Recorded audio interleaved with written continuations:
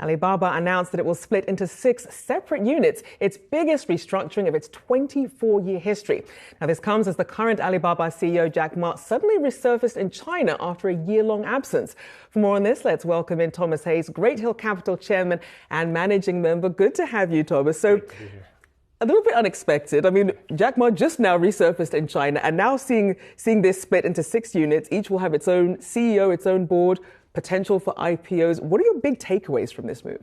This is an historic day for Alibaba, and it's been a long time coming. This is a mechanism to unlock value for shareholders who have been patiently waiting for months and months and months. I know as a major shareholder, and this is just huge. So if you look at the 6 parts, Rochelle, just take the Ali Cloud business, the Aliyun business, okay? This business did $11 billion of revenues last year. McKinsey expects that the cloud business as an industry will triple by 2025. So let's put it at 30, 35. They currently have 38% share of the entire market in China right now. So at 30 billion, the operating margins will expand to probably about AWS range, mid to high 20s. So you're looking at $10, $11 billion of operating income with a fast-growing business. They're going to throw the AI business into the cloud business. So then you apply a normalized 20 times, 25 times multiple. You've got a $200 billion business just in one out of those 6 pieces. That's the type of value unlock that we're going to see, whether they IPO, whether they spin. It's just a monster thing. Oh, and by the way, you get Tmall, Taobao, Lazada, you get the logistics business, you get the Ellie Mae business, you get the international e-commerce business. So I think this is just going to be a monster. And every single value investor like myself, we looked at it on a piece-by-piece basis, and we said the sum of the parts is greater than the whole. Now the sum of the parts is going to be realized. And if you look, yesterday alone, the business closed at $220 billion valuation. Just that one piece can be worth a lot more.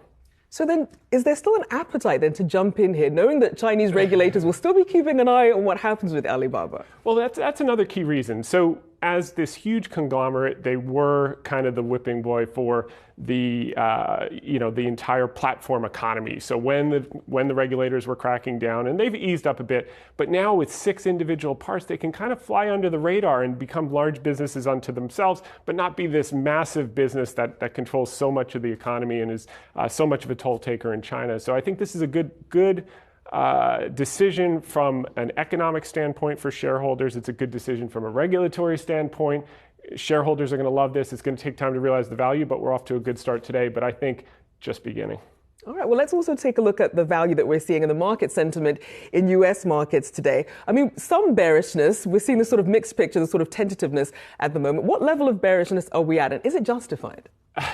We're at some serious pessimism. One of the things that I look at, Rochelle, is the Bank of America Global Fund Manager Survey.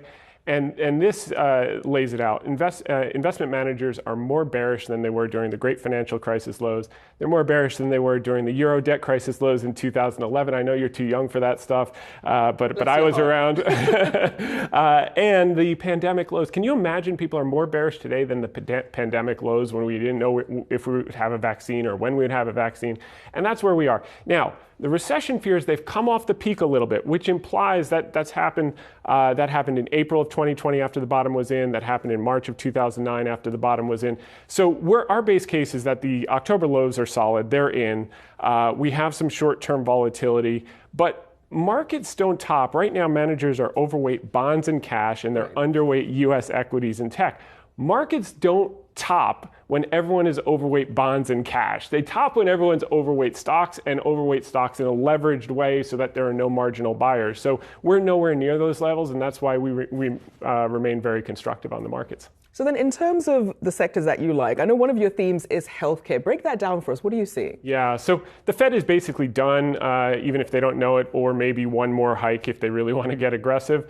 But in that environment where growth is moderating a little bit below trend, no more hikes, rates are going to start to come down. Certainly you're seeing it in the 10-year yield. That's a good environment for healthcare. And we like biotech. We like a basket of biotech. XBI ETF. And this reminds us a lot of the tightening cycle from 2015 to 2018. That ETF collapsed 51% because of the tightening cycle from 2015 to 2016, and then subsequently rallied as the tightening cycle worked its way through and started to end. It rebounded 135% over the next 24 months. Now, the XBI ETF from 2021 to 2022 collapsed 65%. It bottomed in May. It's been grinding sideways for about 6 months. It just did a little retest to shake everyone out. We think this is going to be constructive, and we also think we can see triple-digit gains now that the tightening cycle is ending over the next 12 to 24 months. So we think there's a lot of opportunity there, and the key drivers, Rochelle, are going to be drugs and deals, okay? That doesn't sound great. So the drug approvals are coming in fast and furious, Alzheimer's, cancer, because the focus is off of COVID at the FDA and back onto drugs and deals. Big Pharma's got $500 billion of cash on their balance sheet, up 400% over the last 20 years. They're coming up to patent cliffs, so they're going to have to buy growth. They're going to have to buy innovation, and these deals are going to happen. Pfizer just bought Seagen for $43 billion, as you know. That's just the tip of the iceberg. We're going to see a lot more deals. We're going to see a lot more fear of loss amongst board of directors. That's going to drive the group, and it's going to be very constructive.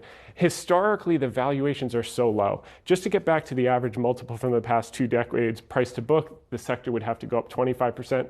Price to operating cash flow would have to go up over 155%, and price to forward PE up 110%. So that's in line with our expectations for the next 12 to 24 months. So certainly plays to be made here, not just staying defensive, certainly some options on the table. That's right. Always good to see you. Thomas Hayes there, Great Hill Capital Chairman and Managing Member. Thank you for your time this morning.